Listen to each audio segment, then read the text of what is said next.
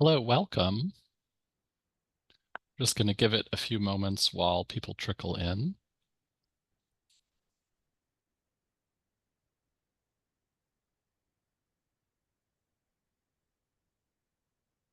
Welcome, everyone. Hope you're having a good afternoon or morning or whatever time it is where you're tuning in with us today.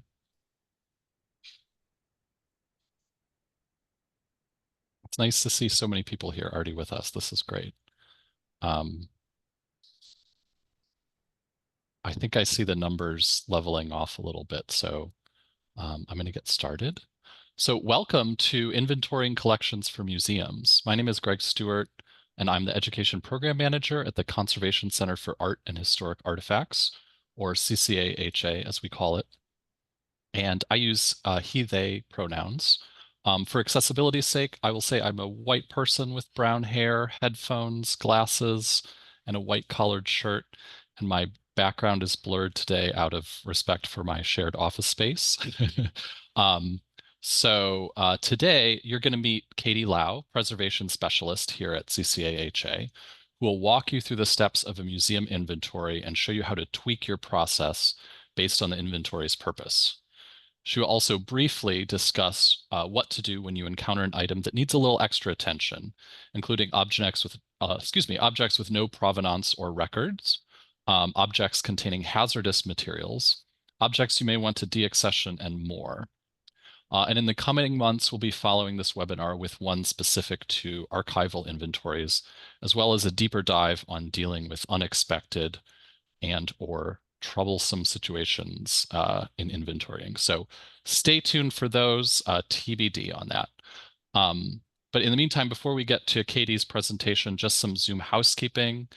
You are in Zoom webinar, which means that your video and your audio are turned off, but you can always ask comments or ask questions or make comments to us in the chat. This program is auto closed caption in English, and you can turn on subtitles with the little CC button in the Zoom toolbar. So we'll have a presentation from our speaker today, followed by Q&A with you, but please feel free to drop those questions in the chat anytime during the program. I'll be reading them out verbally at the end to Katie. And this program is being recorded, and we'll send a recording as well as the PowerPoint and any resources Katie might have shared in a follow-up email. I want to thank the National Endowment for Humanities, the William Penn Foundation, and the Independence Foundation who make today's program possible. So if Katie, could you go to the next slide, please? Thank you. And just a quick note about the organization I work for, the CCAHA. We are a regional conservation lab and preservation services facility. We're based here in Philadelphia, but we work with organizations and clients all across the country. Our conservators treat paper-based objects like books, photographs, documents, artwork on paper, and more. And our preservation services staff work in the field, providing education programs like this one, and helping institutions plan for the future of their collections. The center also offers a wide range of digitization services, as well as fundraising assistance, housing and framing, and more. And you can learn all about what we do at our website, ccaha.org. So just a little bit more about our speaker. In her position as preservation specialist, Katie Lowe conducts on-site preservation needs and risk assessments and assists with preservation and emergency planning at cultural heritage organizations across the country. Katie is a public historian with 10 years of experience in museums, community programming, nonprofit work, and education. She has held positions at the Holocaust Awareness Museum and Education Center, Pennsbury Manor, the Mercer Museum, the Zebulon B. Vance Birthplace, Old Salem Museum and Gardens, and the Mediation Center. She received her BA in History and Education from Ursinus College and her MA in History and Museum Studies from UNC Greensboro. So with that, I will let Katie take it over, and I'm going to stop my video and mute myself, but I'll be back for the Q&A. Thank you, Greg. I think the reading of the resume is always the most painful part of this, at least for me. I'm going to take us back just a second. For accessibility purposes, before I go any further, I am Katie. I am a white woman with brown hair and brown eyes, wearing a white and orange top. And I'm sitting in a room with a bookshelf and a door behind me. So welcome to Inventorying Museum Collections. I'm so happy that you're all here with me today. Before we dive any further, I just really want to acknowledge all of you for taking the initiative to be here. I know from personal experience how overwhelming and confusing the inventory process can be. We only have an hour, and this is a huge topic, so we're going to take it easy, but keep it as informative as possible. And hopefully you'll leave here feeling at least 10% better about your own inventory projects. So here's a quick snapshot of what we're looking at today. Greg gave us a little overview, but I'm just going to get a bit more specific here. So we're going to begin with some agreements and understandings. These are just the ethos that will underpin how we move through the rest of today's content. Next, we'll walk through the actual inventory process, including some variations on the process, after which we'll move into sticky situations, which is just my term for those tricky things that come up during inventories that require a little extra attention, like the ones that Greg mentioned, but also lost objects, hazardous materials, things like that. Finally, I'm just going to briefly show you my resource slides, and then we'll wrap up with some Q&A. Like Greg said, all of these slides will be made available to you as PDFs after today. So the resources are yours to use as you move forward and perform your own inventory, and the ones that are accessible online will be hyperlinked. Okay, so before we go any further, I really invite you all to just take a second to breathe. I'm sure a lot of you are here because you're staring down the barrel of your own inventory project. No matter how big or small the collection, inventories are mentally and sometimes physically a huge undertaking that can leave us feeling lots of pressure and maybe even anxiety. This is especially true if we're dealing with a collection that was previously not managed the way we would have liked it to be. I know that that was the case for me the first time I did one. So just take a breath. You can even consult this amazing gift that I found. Know that you're doing great, and whatever your project is, you are more than capable of handling it. In that same spirit, here are our agreements. As you move forward, I ask that you all agree to be gentle with yourself, be realistic with yourself, and try not to panic. I don't want you to leave this webinar feeling like you need to rush headlong into anything, or that you need to magically change everything about how you operate in your position overnight. A good inventory will take time. It will also be imperfect. And both of these things are okay and not in any way poor reflections on you or your institution or your collection. As we move forward, I also ask that you understand a few additional things. So first, you will not leave this session an expert, and right now it isn't your job to be. It's your job to complete an inventory, and you don't need to be an expert to do that. Expertise will come with lots of time and practice, so don't pressure yourself to know it all right away. Similarly, I ask that you understand that you don't need to reinvent the wheel. There are so many resources out there that will walk you through whatever it is that you need to do step by step. There are also lots of policy, procedure, and actual inventory templates. So that said, feel free to modify what's out there to meet your specific needs. Also, perfectionism isn't your friend. Your inventory will not be perfect, especially if this is your first time doing one. So that's okay. Just get started and understand that it will improve with time. Next, I've learned that for me at least, stress is not a sustainable motivator. And actually, it just makes me tired and it makes my work sloppy. So if that's you, find something else to motivate you on this journey, because it will be a marathon, not a sprint. And we don't want you holding high levels of stress for a long, long time. Also, knowledge is power. When we know that there are issues in our collection, it's really natural to want to avoid or ignore them for fear of how bad it might be. But knowing the issues is the first step in resolving them, and you'll be surprised at how relieving it can be to have a full picture of whatever it is that you're dealing with. And really, the reality is often much less scary than whatever it is that we've created in our own heads.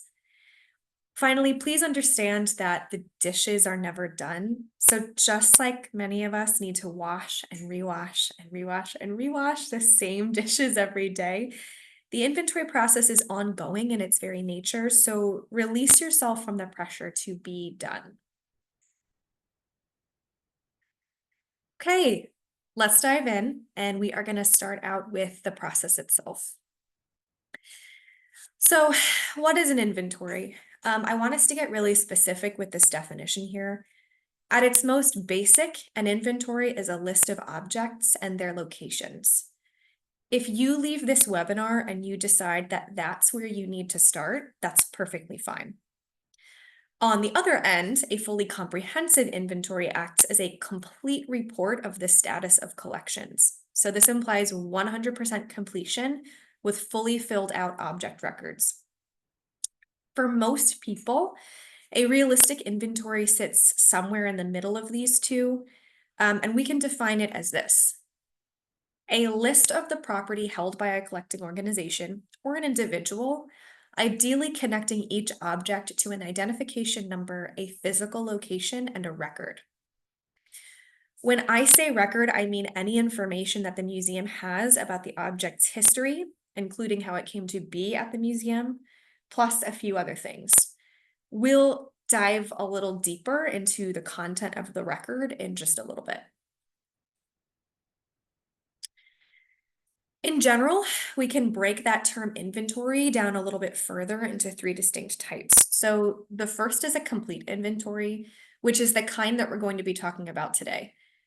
Complete inventories account for everything in the museum's possession, including the permanent collection, acquired objects that have not been accessioned, such as study and educational collections, objects in temporary custody, loans, and objects that are out on loan at other institutions.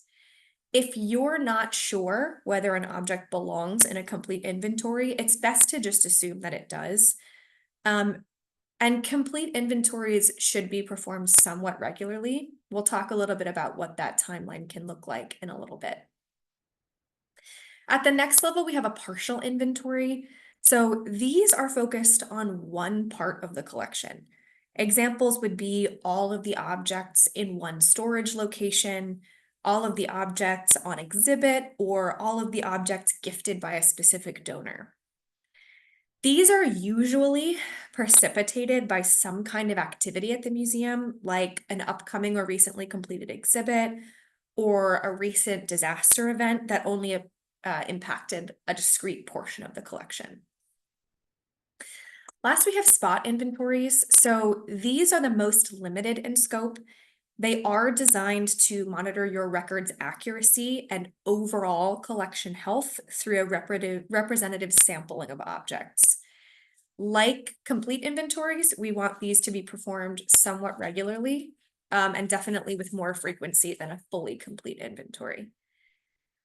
Just bear in mind that while we're mostly discussing complete inventories today, most of what you'll learn is directly applicable to both partial and spot inventory procedures as well. So now that we have our clear and comprehensive definition, let's discuss why we inventory. We're going to get into the practical stuff in a second, but I really just want to start us off with this quote from Museum Registration Methods, which is like the Bible for collections management and inventorying. It goes, "The objects in our collections are not ours. They are not even our museums. These objects belong to current and future generations, and as such are not ours to lose track of or misplace." I really love this quote because it speaks to the foundation of what a museum truly is. It's an institution that holds collections in the public trust. To honor and retain that trust, we have to do our utmost to practice good care, the foundation of which is an inventory. That is a pretty heavy quote and a huge amount of responsibility that I've just saddled us with. So here's Michelle Tanner to give you a little reminder that you can relax. That responsibility is shared, and as long as you are doing your best and putting forth a good faith effort, you are okay. Here's a nice long list of other reasons you might feel pushed to complete an inventory. It might feel obvious, but it sort of bears saying that we can't do literally anything else until we know what we have. Things like exhibits and treatments and research requests and funding opportunities can only happen if we know what we actually have and what we want to do with it. Other things on here, like exhibits and post-disaster events, like I mentioned earlier, may precipitate something like a partial inventory. I also want to draw your attention to what I have listed here as legislative requirements. So this is referring to things like NAGPRA, which we will get into, which has a very specific method of inventory all its own. It can also refer to institutions that act as repositories for federally owned records, which again comes with its own set of rules and procedures. We will not get into that so much today because chances are that if you do fulfill that role, you're already in contact with the relevant federal agency and you clearly know your procedures and obligations. So, what tools do we need to have on hand before we do this thing? Well, I like to break our toolkit down into two parts, intellectual tools and practical tools. When I say intellectual tools, what I mean are those things that create the framework for the work to happen smoothly. Procedures for object processing and data entry, accessioning and deaccessioning policies, policies for responding to potential problems like old loans and undocumented objects, and procedures for flagging any other problems like condition issues or rehousing needs. Also included in here is your methodology for assigning identification numbers. Again, we will talk more about that, and your nomenclature system. Nomenclature is just a fancy word meaning shared and consistent terminology used to describe and name collections. The one that I personally am most familiar with and is sort of an industry standard for man-made objects is the revised nomenclature for museum cataloging. It's a massive authority list of object names that you can consult as you do this work, just to sort of ensure that your language is universally understood and consistent. Some collections management systems like PastPerfect even have it built into their operating systems, which is extremely helpful. There are others out there, which I will include on our resource slides. Next, we have our practical tools. So these are the tangible, purchasable, hold in your hands things that you'll be regularly using to complete this work. We'll start with your labeling tools, aka what you'll actually use to label objects as you go. Again, I'm going to have some really great instructive lists on the resources slide that you can just click and read. That'll give you exactly what you need for that work. I will stop to mention that these labels should be temporary and as often as possible applied to the object housing or in the form of a tag on the object, but not on the actual object itself. We'll also have your CMS or collections management system. So this is the database you'll actually use to house your inventory and object records.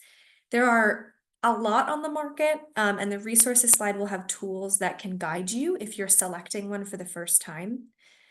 You may choose to conduct your inventory using your CMS. That's totally possible. A lot of them have those capabilities built in.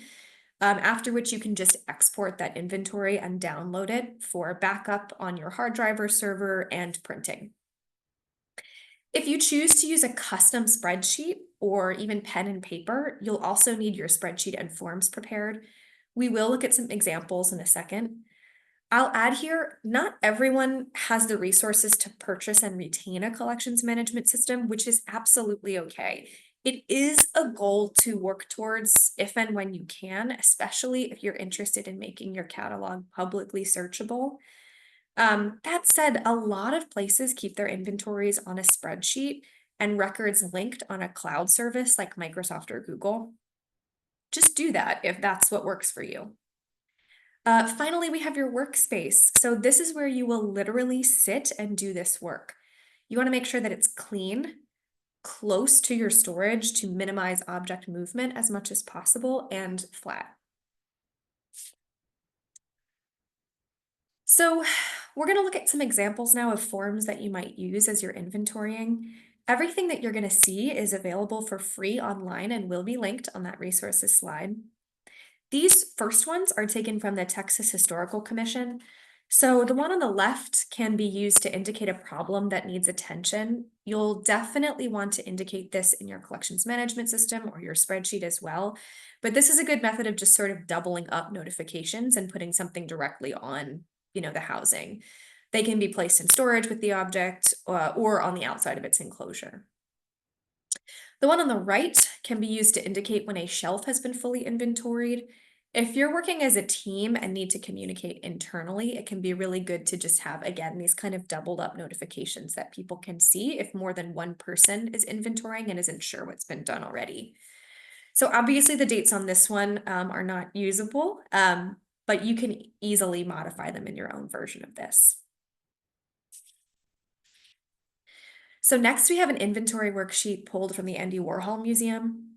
We can see that it hits most of those essentials that we identified in our definition, including the object itself, its location, and an identification number. I will say the only downside to a paper form like this is that entries can't be linked to a discrete object record the way you could with a collections management system or a hyperlink on a spreadsheet. That said, you can indicate whether a record exists as well as its level of completion in that comment section there on the right, and then just easily find that record using the identification number. Our last example here is from the Museums and Galleries of New South Wales. As you inventory, I have might written down, you are going to find objects with missing or incomplete records. That's sort of an inevitability, which is okay. In that case, you'll want to catalog the object, which is simply the act of creating or filling out fully that record. Depending on how you've designed your workflow, you can do this right away. You can also choose to wait until you've finished inventorying a particular box or shelf and then catalog everything you found with missing or incomplete records kind of in one go. You can also, alternatively, just keep a list of everything that needs cataloging throughout the entirety of the inventory and then complete that as a separate bulk project when the inventory is finished. It's really up to whatever makes the most sense for you, your team, and your institution. This is an example of what a record can look like if you do it by hand. Again, most collections management systems have their own version of this just built into the system.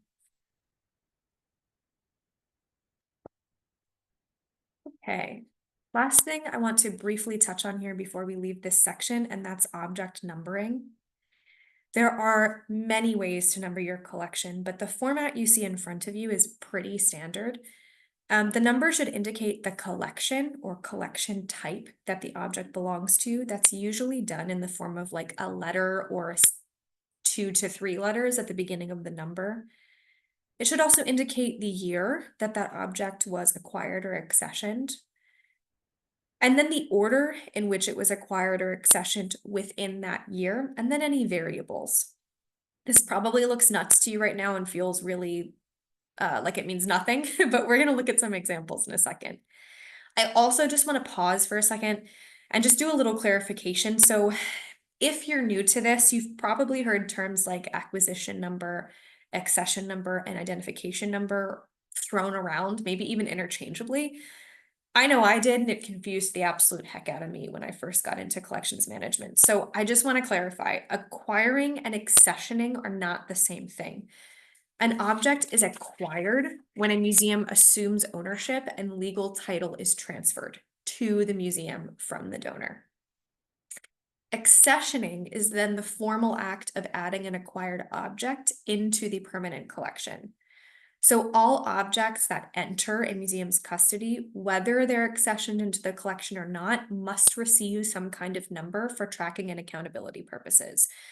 So the term identification number works really well, just like as a catch-all for all of what those different numbers might be.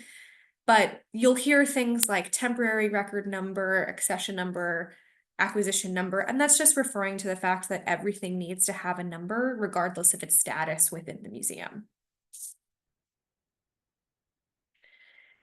So let's look at some examples. Up on the top of the screen here, you can see those components that I just mentioned: collection type, year of acquisition or accession, order of acquisition or accession, and variables.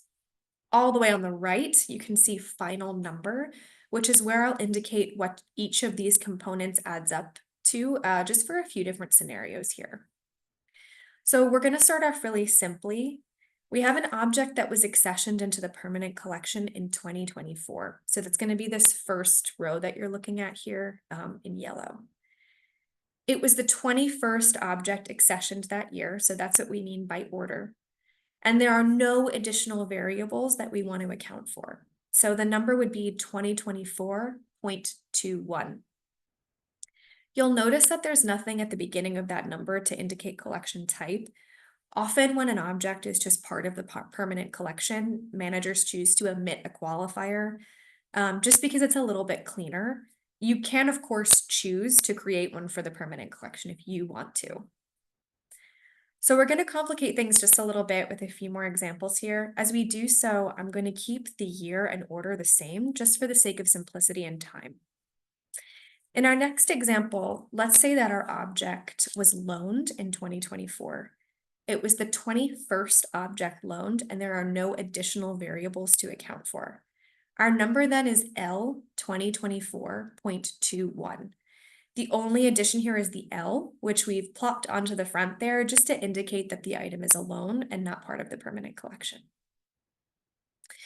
Let's look at some variables. So when we're talking about variables, we're mostly talking about the object's context. Was it donated at the same time as something else? Is it related to another object in the collection? So you may have an object that you accession or acquire as part of a group donation, gifted to you at the same time by the same donor. In this instance, we can use our identification number to indicate that the object belongs to a group. We do this by assigning all the objects in that group the same base number, then adding 0.1, 0.2, 0.3, and so on to each of the object's individual numbers. In a slightly similar scenario, you may have an object donated to you with component parts. It can be as complicated as like big modular sculpture with lots of different pieces, or as simple as a pot and its lid. In that case, you can use your identification number to indicate that these objects belong to each other. So similar to our last example, we start off by assigning each object the same base number, except now we just add A, B, and C on the end of each component part's individual number. It can get more complex than this. I see a lot of comments in the chat. I don't know if those are questions, but we can definitely spend lots of time talking about this at the end if it's helpful, because this is a rabbit hole that we can go down. I'm going to stop us right now, at least before we do. I really just want you to understand the base concept in case you need to assign an identification number to something in the course of your inventory. There are lots of resources in there that go really in depth and cover all of the potential variables that can come up in collections numbering. Again, I'll point out which those are on the resource slide. Okay, that was the most painful part of this whole webinar, and it's over. I do want to congratulate all of us for getting through it. I had a hard time coming up with how I was going to make that make any kind of sense, but big thank you to my husband for letting me test it out on him. Let's pivot a bit and look at some of the information you might want to include in an inventory. At a base level, you should have the date of the inventory, the name of the staff member performing it. It's probably just going to be your own name. Then for each object, record its name, its identification number, its current location, and any issues that you observe that may require follow-up. Now, at some point, we want to make sure that each object's record is complete and accurate. The record contains all of the information collected in the inventory, as well as everything that you see down here under the object record bracket. As I said before, for many of us, inventories will uncover missing, incomplete, or inaccurate records.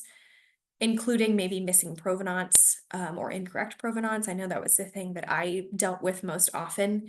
When that happens, you have a few options. You can either take the time to make corrections and additions as you go, or you can make a plan to go back and do that work as a separate project like we discussed. Either one is fine, and you can proactively decide how you want to handle these situations while you're planning the inventory. Again, we are going to get into that a little bit deeper in a few minutes. Okay, so for the nitty-gritty of the process, I'm going to give you a framework, but here's where I really encourage you to remember our understanding about perfection and modification. You will not need to follow this framework to the letter, and I really encourage you to adapt it in a way that works for you and your team.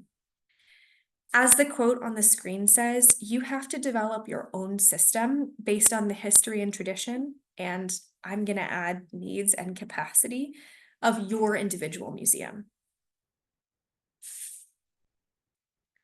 Okay, so broad strokes, here's what we're looking at. You begin by establishing your purpose and scope. One is going to beget the other. So the purpose of the inventory will inform the scope.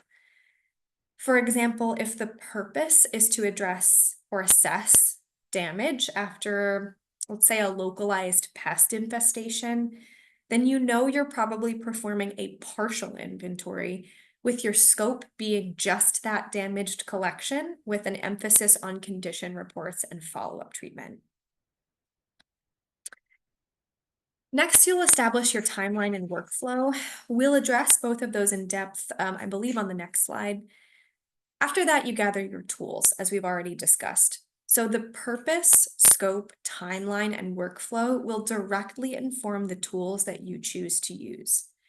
If you're bringing in outside help, after you've got your tools together, you then want to make sure you set aside time to train your helpers on the proper procedures. So when all of that's done, you still don't go straight into your inventory. The first thing that you're going to do is perform a trial run. So this should just be 1 to 2 boxes, maybe a shelf if you're so inclined, nothing major. The intention here is to test whether your timeline feels accurate, whether you're missing any tools, whether your workflow feels good for everybody, things like that. Take this time to note what is working and what it is not working. When the trial run is complete, then you can make the appropriate modifications to make sure that whatever you've set up genuinely works. So, did you find that there are a lot of things that you actually think you might need to deaccession and you do not have a deaccession policy? Stop and get one written before you keep going. Did you discover that you don't have any procedures in place for how to respond if mold is detected? Stop, get those procedures sorted out, and then go back to your inventory. Once all that's done and you've sort of covered as many bases as you can, it's time to finally inventory. So ideally, all of the prep work that you've done has paved the way really nicely, making the actual inventory relatively smooth. You know what and where your tools are, you know what to do when different issues arise, you have thought through what those issues might be, and your team knows their individual roles and is working well together. When the inventory is finished, or as finished as it can ever really be, you'll then move on to next steps. So that includes any actions that you need to formalize completion, as well as any follow-up actions needed for individual objects. Before we talk about those next steps, I'd like to take a minute to dive a little deeper into your timeline and workflow, because these are really at the heart of what an inventory looks like. And they can be sort of difficult to pin down and like conceive of for yourself, because they're so individualized to each collection and each institution. So when I say timeline, I'm talking about the estimate of how long that inventory will take, the full process in full. So be conservative in this estimate. Everything's going to take a lot longer than you think it will. It's better to overestimate how long it will take than to underestimate. As part of your timeline, establish goalposts. So I like to think of these as like checkpoints because I play video games. So think of these as mini goals that you want to hit in the process of your inventory's completion and a general idea of when you'd like to hit them.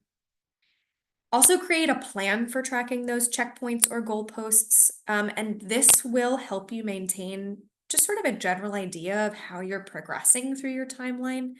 Also really important, I mean, this was true for me at least, so helpful with morale. Again, because this is a marathon, at some point you're gonna bonk, you're gonna lose your energy, you're gonna feel like, oh my God, I'm only 30% of the way through. So really having those goalposts there for you to stop and celebrate what you have completed is really essential as you move through the entirety of this process. For your timeline, you're going to want to factor in staff capacity, any upcoming projects that may occur within the inventory period, as these may significantly alter staff capacity, the current state of your records, whether a full inventory has ever been completed before, the type of inventory that you're trying to complete. So a partial is going to take way less time than a full one.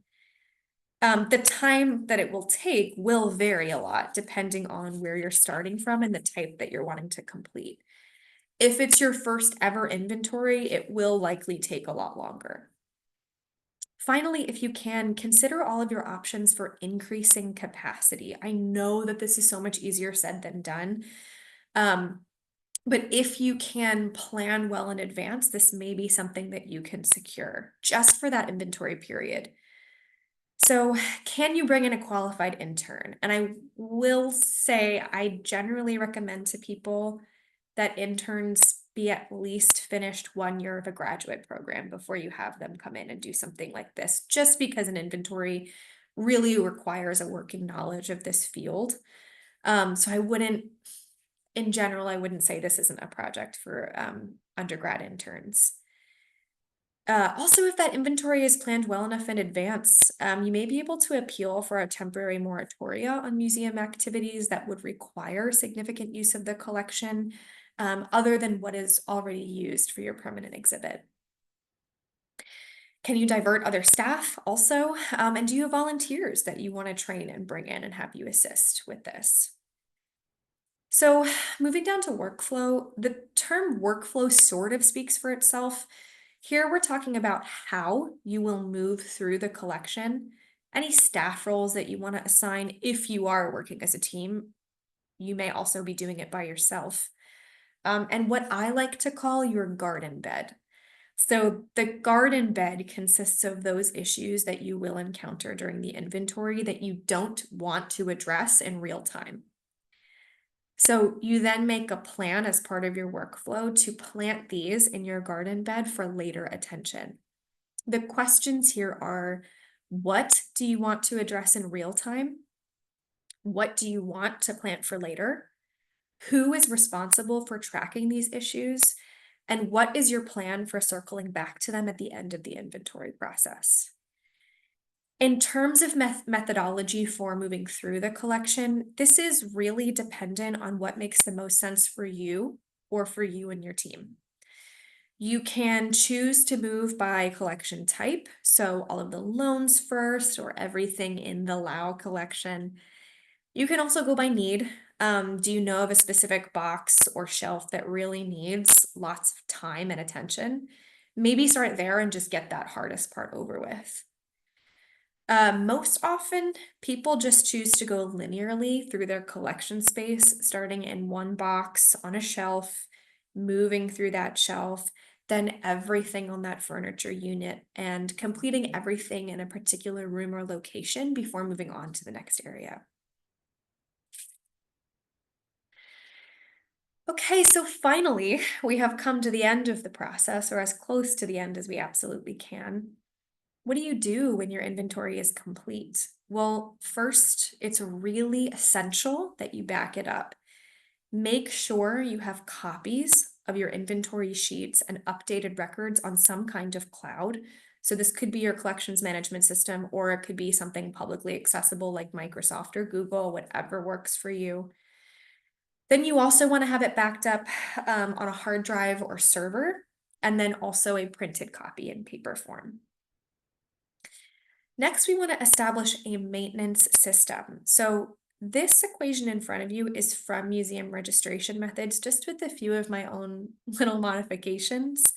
So generally, as you're performing your day-to-day functions and as the museum is rocking and rolling, if you can make procedures and make the time to record an object's movement at the time that it is moved, update its record accordingly, and do this consistently, your inventory will just sustain accuracy. Obviously, there are going to be other variables at play, so you also want to schedule your next complete inventory. And I would say preferably in the next 3 to 5 years, as well as schedule a series of upcoming routine spot inventories. Related to that, you'll also want to modify any relevant collections management policies or procedures if things came up in the course of your inventory and you realize the way that we work deaccession actually doesn't really work for how we function as a museum. So let's go ahead and change that process. That's going to help a lot too. These last two are really about celebrating your work and making the most of this data that you've collected. Let your constituents know that you did this big, awesome thing. It's a huge boost in confidence for potential donors, members of the public, and future project collaborators to see that you did this. This is also an excellent time for fundraising. Use the information gleaned from your inventory to identify future projects like rehousing or conservation treatment. Then apply for grants or talk to donors. When you know what you need done, you know specifically what to ask for, and that greatly increases your chance of success when it comes to finances. So, what happens if there are things in your garden bed that need a little extra attention? We're just going to talk briefly now about what these instances can look like and how you can address them in a manner that is as pain-free as possible for you. Here are the scenarios that we'll discuss today. This is by no means comprehensive. I'm sure in our Q&A session, other things will come up. I'll take the time now to just remind you that we will be hosting another webinar, as Greg said, next year that will go much deeper into this topic. For now, we're going to focus on old loans, undocumented objects and missing objects, missing or incorrect information, found hazards, condition issues, and rehousing needs, and anything that you find that might be NAGPRA eligible. So in the course of your inventory, you will likely find some old loans. What does that actually mean? So an old loan is something of a catch-all term that refers to both expired loans and loans of unlimited duration where the lenders are not in contact with the museum and cannot be located. If you find something that fits within those parameters, first of all, don't panic. This is really common in museums that are older and have been collecting for a long time. You're going to want to make a note in that object's record right away. After you've done that, make every attempt that you can to locate and contact either the original lenders or their next of kin. Make sure that you are documenting all of those attempts in writing in the object's record, as you may need those in the future. As that's happening, begin researching your legal obligations. So your overall goal here is to either contact the lender and resume the loan under new terms, or get in contact with them and make arrangements to return the object. Or if contact cannot be made, your goal is to begin the process of conversion, which is just a legal term referring to the process of one entity, so the museum, assuming unauthorized ownership of property belonging to another, the original lender. Through conversion, you would actually be able to acquire the object and accession it if you choose to do so. For that to happen, you need sound legal justification. Most states have legislation known as old loan laws. These were written in recognition of the frequency with which lenders do lapse in contact with host institutions. And they're designed to just sort of ease the process of conversion. If your state has an old loan law, just follow the provisions set forth within it. If it does not, which is again is not super likely as most states do have them, you'll defer to common law provisions. I will say building a legal defense for conversion of an old loan using common law is not as tried and tested to be 100% foolproof. So there is liability and uncertainty in that path. And so the advice is to only do so under legal counsel. Whatever route you choose, the process ends either with the resumption of that loan agreement, the return of the object, or a successful conversion, resulting in acquisition of the object and then accessioning if you'd like to. All right, moving on to undocumented objects. So these are objects with no identification number. You've probably heard the term found in collection or FIC before. An undocumented object can be considered FIC if attempts to reconcile the object with an existing record or number are unsuccessful. So what do you do if you find this? Again, chances are you probably will. So first thing we're going to do is assign a temporary tracking number using that same system that we discussed earlier and a temporary record. Next, we're going to attempt to reconcile the object with an existing record. So if we found records that have no object and we found an object with no record, maybe those two things match up. If this is successful, we're going to revert to the object's original identification number and just add that temporary record and temporary number into its existing record just for future reference and tracking purposes. If attempts to reconcile are unsuccessful, you'll need to consult your state museum's property law or legal counsel, and then your own internal policies to decide next steps. Most often, one of two things will occur. So you'll either accession the object as an FIC, assign it an FIC number and create a record, and then keep the object in your collection, or you'll assign the object as an FIC, accession it, create the number, create the record, and then just choose to deaccession it. Either one is fine, and it's totally within the purview of what you decide as a staff. So let's move on to missing objects. This is one that I dealt with a lot. So an object is considered missing if the record of its existence exists, but it cannot be located. So if you come across this situation in an inventory, the first thing you're going to do is make every attempt to locate that object as you can. And again, document these in writing in the object's record. You want to designate the object as lost or missing in its record, and you may also choose to flag it in your collections management system if it has that capability. You want to try to perform research to see when it was last seen, when it was last confirmed to have been seen by staff. Again, document this work as well. If the object is found, just rehouse it, log the new location on its record. If you're unable to find it, consider making an insurance claim.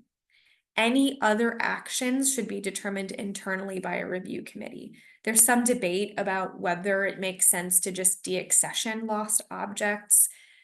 That's really a decision that each institution has to make for itself. But whatever you choose to do, do not delete the object record as it may turn up at some point in the future. Okay, so we've touched on this a little bit already, but you will find object records with missing or incorrect information. If this happens, flag the object record.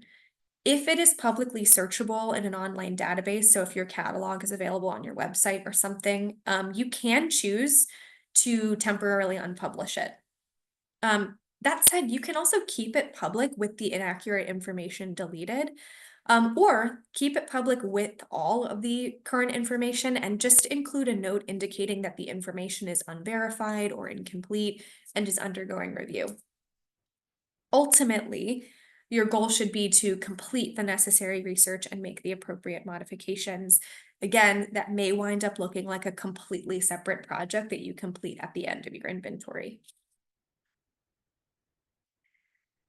Okay, so this is a topic really dear to me. In the course of the assessments that we do, I very often work with organizations whose staff are unaware of the hazards present in their collections, which is really not good for the people or the objects. And of course, our biggest concern is always people and personal safety. If you do find something that you suspect to be hazardous, flag that record right away. Make a note on the label or enclosure and in its record and immediately restrict handling procedures. Make sure anyone who does handle it wears the appropriate PPE. So this should include a KN95 or an N95 mask, nitrile gloves, and goggles at the absolute minimum. Depending on what it is, you may need to ramp up that PPE a little bit more, or you can bring it down to just gloves. If you find mold or pest activity, immediately isolate the affected objects. We really want to prevent either of those things from spreading to anything around that object or objects. If you are unable to address that issue right away, you can consider temporary frozen storage if that's something that's available to you. When you're handling these objects, especially mold, upgrade your PPE to include a professionally fitted respirator with a HEPA filter. Also, if you have integrated pest management procedures in place, follow those as needed. And this is also the time to consult a conservator if you see that treatment might be necessary. For all other potential hazards, conduct research to confirm that that material is actually hazardous. Most universities, if they have a lab on site, will be able to assist you with that, sometimes for free, if they want to get a little bit of practice in for students.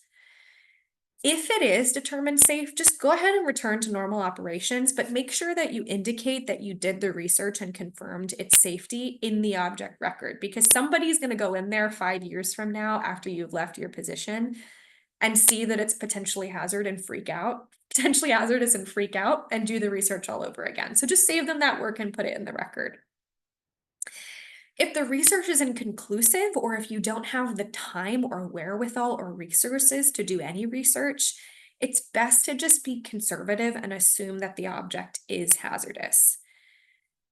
In that situation, or if the object is found to be hazardous, if that's confirmed, you want to follow any appropriate storage and handling procedures and consider deaccessioning as needed. Sometimes it makes sense if it's storage procedures are really, really expensive and complex, or if it's just at a level of dangerous that you can't justify with your insurance policy, it makes sense to deaccession it.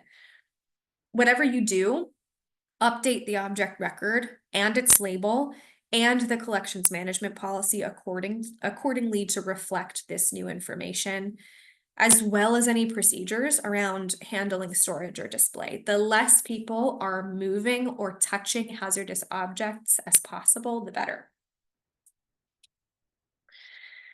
If you encounter an object that is degraded or in need of rehousing, again, flag the object record. You can follow that up with a condition report indicating the treatment or rehousing needed. Consult your collections management policy and work with relevant staff to discuss which objects you want to prioritize for treatment and rehousing. And then just log any following actions into the object record. So if as part of the rehousing, it's moving locations, you want to make sure that you track that new location. Same with treatment. You want to do condition reports before treatment and after, and log the treatment completed into the record. Okay, so this is going to apply to a very select few people. Maybe nobody in this webinar, maybe a lot of you. But it's a really important one to at least know about, because probably at some point in your career, you're going to have to wrestle with NAGPRA. In the course of your inventory, you may find something that is potentially eligible for NAGPRA regulation. Just as a quick recap, the Native American Graves Protection and Repatriation Act, or NAGPRA, is a federal law mandating the protection and return of Indigenous human remains, funerary objects, sacred objects, and objects of cultural patrimony.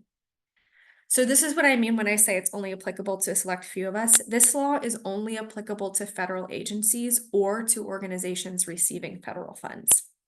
If you're unsure if that's you, you can go to the National Park Service's website where they have the most comprehensive collection of information about NAGPRA anywhere on the internet. If you do find something that you suspect to be NAGPRA eligible, flag the record and stop. Do not perform any further research into that object. If it is on exhibit, take it off. If it is available in your online catalog, remove it from public accessibility. Recent updates to the law mandate that NAGPRA eligible objects may not be researched, exhibited, or made publicly accessible without express consent from lineal descendants. That includes any internal research that you would perform to confirm on your end whether the object is NAGPRA eligible, which feels confusing. I mean, for me, I had a hard time wrapping my head around that when I first read the changes to the law, but the more you read about it, the more sense it makes, especially with the way the inventory process for this works, which again, there's lots of resources for on the National Park Service's website. So stop if you do find something that you think may be NAGPRA eligible. Head straight to NPS's NAGPRA website where you can find clear step-by-step instructions for what to do next. I also really encourage you to consider utilizing the National NAGPRA program, which offers both support and funding for NAGPRA compliance related activities. So if you find a whole bunch of stuff that you realize, oh my gosh, I need to do as a completely different inventory, I need to follow this process for lots of things, you can actually apply for funding to complete that work, which is really great. All right, so that was a lot of information. I just have some final thoughts for you here. Inventorying does not have to be scary. You have so many good free resources out there for you that will create a super smooth runway for you to just do this and get it done and feel proud of what you did. And remember that you got it, dude. You can do this. Here are my resources. These are going to be made available to you. There's lots of good clickable stuff on here. And that's it. I will leave you. Greg, do you want to talk about some upcoming other webinars that we have here? Yeah, we can do that in a minute. If you just leave this slide up, that's great. Yeah. We have a really active chat, which is lovely. I love when this happens. Lots of great advice that people are giving each other on their own Good, great. situations. And yeah, so it is 12:57. I want to make sure that we still have time for Q&A. We might not get to every question in the chat. I'm going to do my best to try to go in order for the questions that we have received. And if there's anything that we don't get to, which I suggest will happen, Katie has her contact information here on this slide. So please email her with a question if we didn't get to it as a group. But I think it's good that we try to get to as many as possible as a group in case the questions apply to more than one of you. So Elizabeth Dawson asks, question for the end, how would you approach an inventory that has already been partially completed?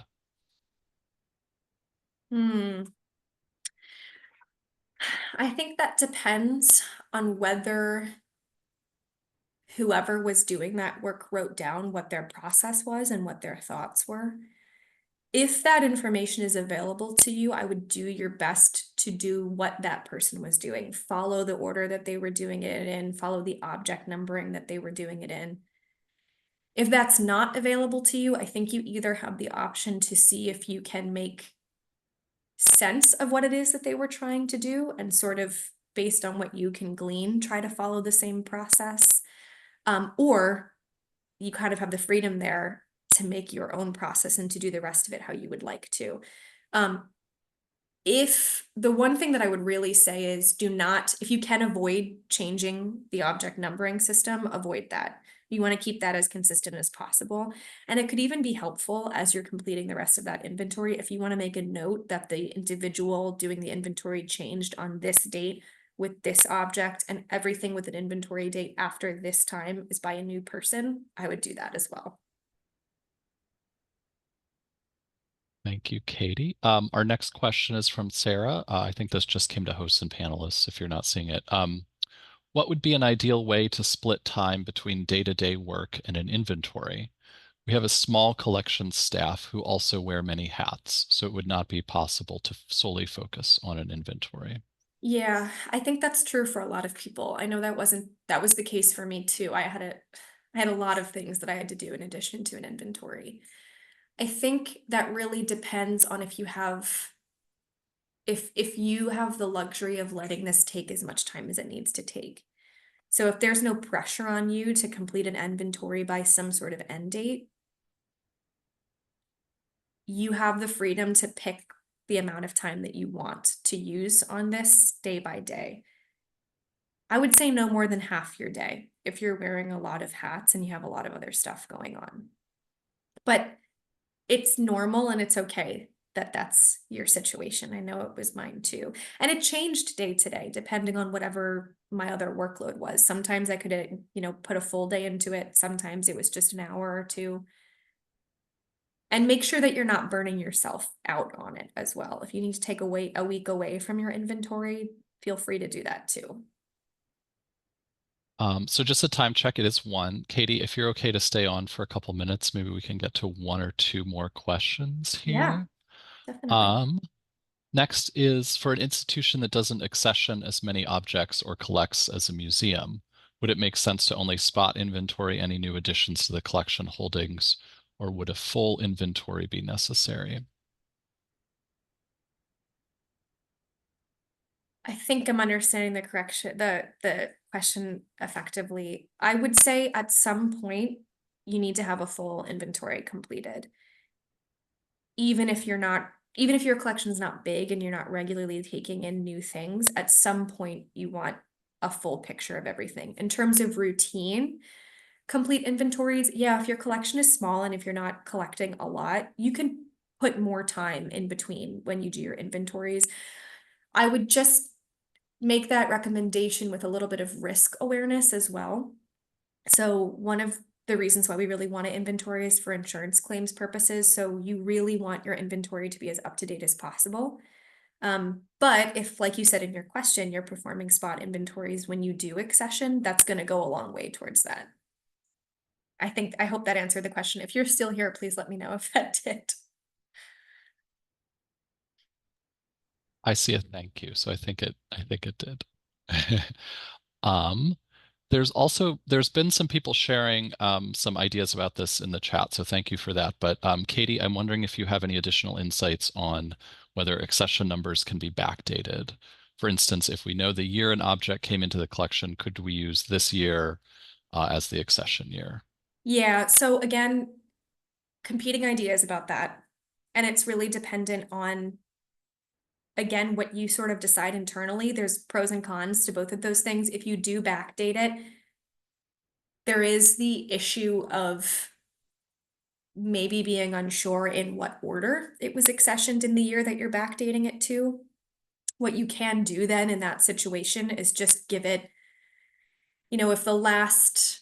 if you accessioned 89 things in the year 1974, you can make that number 90.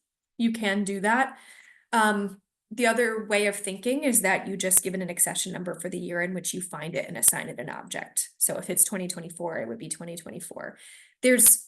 Both are good and work just fine as long as you're selecting one consistently.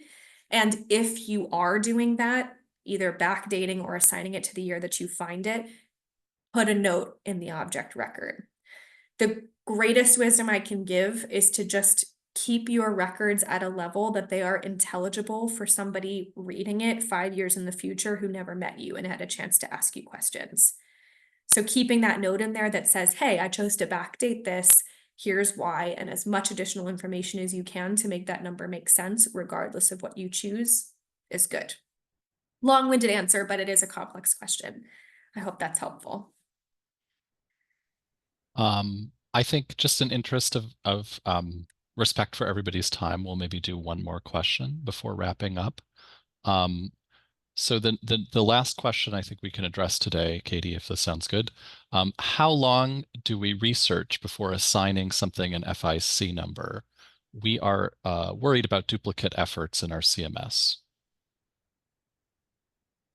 I think that, again, this is really going to be what is reasonable to you and your staff. If you can prove that you exhausted the resources available to you, it's less about time and more about showing that. I also want to say, I think that the term like do your best or 100% effort often implies that you're dropping everything else and giving 100% of your energy and time to that effort. That is not expected of you, especially for those of you who are wearing many hats. It should not be your responsibility to stop everything else that you're doing for 2 weeks and put all of your time and energy into trying to find this old record or old number. So pick a period of time that works for you. Exert the amount of energy that makes sense given the other work that you're doing. Prove that you did everything you can to find it in the object record, and then let it go when it's time to let it go, and just assign the FIC number. Thank you for that, Katie. And yes, I think that we have exhausted our time today. So if you do have additional questions, burning questions that you want to make sure to ask Katie, please send her an email at the email address that you see on the screen. Just a huge thanks to you, Katie, for this incredible presentation today. And to Camilla Dawson, who has been behind the scenes with all the tech and setup for today's webinar. We want to thank the National Endowment for the Humanities, the William Fenn Foundation, and the Independence Foundation once again, and really to all of you for showing up today. So as you see, Katie went above and beyond with those QR codes for our next two webinars, which I feel like we should just do that from now on. Thank you, Katie. So please attend those if you are interested. The most recent one is rescheduled from one that we were going to do in September. And when this webinar ends, that you're going to get a little pop-up with a survey after this window closes, or yeah, after the window closes. So we'd ask that you fill this out to let us know how we're doing. And please use it to let us know about future topics that you might be interested in. We're always looking for that kind of feedback and help. So, and without further ado, we will let you have a lovely rest of your afternoon. Thanks, everyone. Thanks, everybody.